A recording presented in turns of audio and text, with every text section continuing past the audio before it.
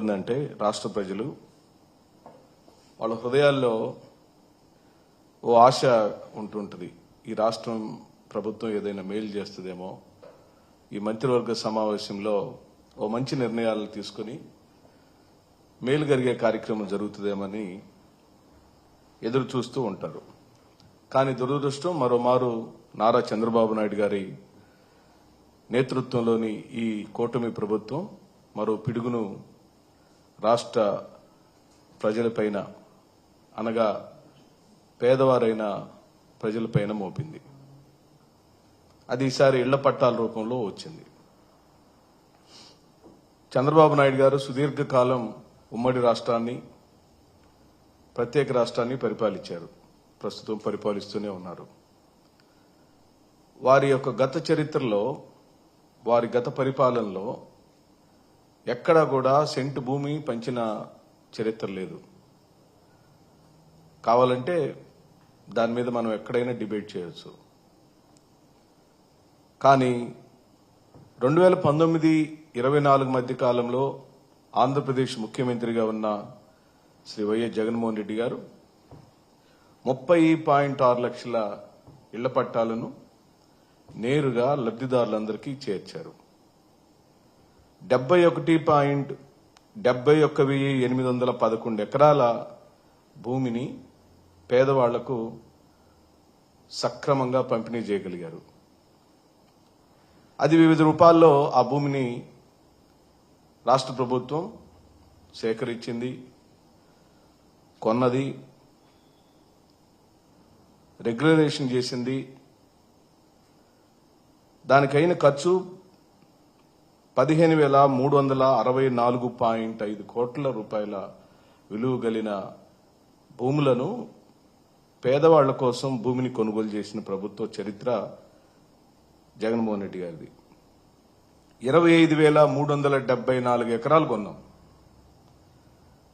25,374 ఎకరాలు 15,364.5 కోట్ల రూపాయలు విలువ చేసే డబ్బులతో రాష్ట్ర ప్రజలకు ఇల్లు ఇవ్వాలనే, ఇంటి పట్టా ఇవ్వాలనే దృఢ సంకల్పంతో చేశాం.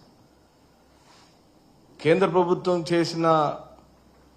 ఇచ్చిన గణాంకాలలో లేదా వాళ్ళు చెప్పిన సూచనలు కూడా అది గ్రామీణ ప్రాంతం అయితే సెంటున్నర, పట్టణ ప్రాంతం అయితే సెంటు భూమిని అనేది కేంద్ర ప్రభుత్వం కూడా సూచించినటువంటి ఆలోచన. దాన్ని ఎక్కడ డీవేట్ కాకుండా రాష్ట్ర ప్రభుత్వం ఆనాడు జగన్మోహన్ రెడ్డి గారి యొక్క హయాంలో ఎంతో సక్రమంగా జరిగింది. అదే కాకుండా ఏఎంఆర్డీఏ ల్యాండ్ 1,074.18 ఎకరాలు, దాని విలువ 966.76 కోట్లు.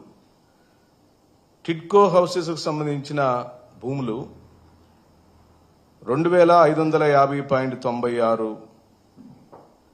దానికైన ఖర్చు 2,295.86 కోట్లు. అలాగే పొజిషన్ సర్టిఫికెట్లు కూడా ఇవ్వగలిగాం మా ప్రభుత్వంలో. ఆనాడు 9,800 మందికి పొజిషన్ సర్టిఫికెట్లు ఇచ్చాం. ఈ మొత్తం కలిపితే 71,811.49 ఎకరాల భూమిని రాష్ట్రంలోని పేదవాళ్ళకి ఇస్తే దానికైన ఖర్చు 56,102.91 కోట్ల రూపాయల విలువ చేసే ధనాన్ని పేదవాళ్ల కోసం రాష్ట్ర ప్రభుత్వం వెచ్చించింది. ఇది భారతదేశ రాజకీయ చరిత్రనే కాదు, ఈ భూమండలంలో, ప్రపంచంలో ఏ రాజకీయ పార్టీలు కూడా ఇంత పెద్ద ఎత్తున భూ పంపిణీ చేసిన కార్యక్రమం లేదు. ఆనాడు వైఎస్ఆర్ గారు ఎస్సీ ఎస్టీలకు ఓ 3 లక్షల ఎకరాల భూమిని, సాగు భూమిని ఆ రోజున పంచిపెట్టిన చరిత్ర వారి తండ్రి గారైన రాజశేఖర రెడ్డి గారిది. అయితే ఈ రోజున మళ్లీ తిరిగి ఆ తండ్రి గారి యొక్క చరిత్రను మళ్లీ తిరిగి రాసిన వాడు జగన్మోహన్ రెడ్డి గారు. ఈ రోజున 31 లక్షల మందికి ఇళ్ల పట్టాలు ఇచ్చారు. వాటిలో మళ్లీ ఇవ్వటమే కాదు, ఇళ్లు కట్టించే కార్యక్రమం కూడా పెద్ద ఎత్తున జరిగింది.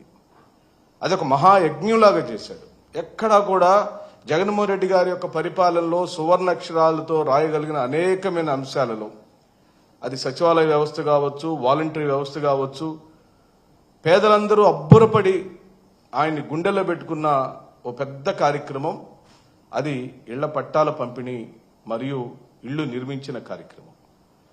దాన్ని ఈ రోజున ఓర్చుకోలేని చంద్రబాబు నాయుడు గారు, వారి ప్రభుత్వం, వారు సొంతగా భూమి కొని ఎక్కడైనా ఇస్తే నిజంగానే ఆశపడేవాళ్ళు.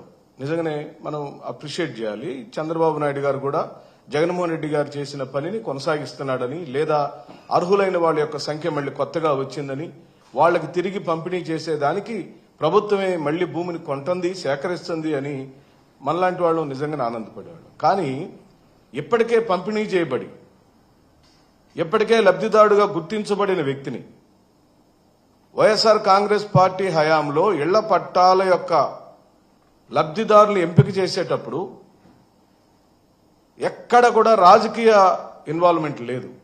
మీరు కావాలంటే మా మా మా పాత కేబినెట్ నిర్ణయాలు కానివ్వండి, జగన్మోహన్ రెడ్డి గారి యొక్క ప్రెస్ మీట్లు కానివ్వండి, హౌసింగ్ మినిస్టర్ గారి యొక్క గణాంకాలు చెప్పినప్పుడు కానీ ఎక్కడా కూడా రాష్ట్ర ప్రభుత్వం రాజకీయ కోణంలో ఇళ్ల పట్టాల పంపిణీ జరగలేదు.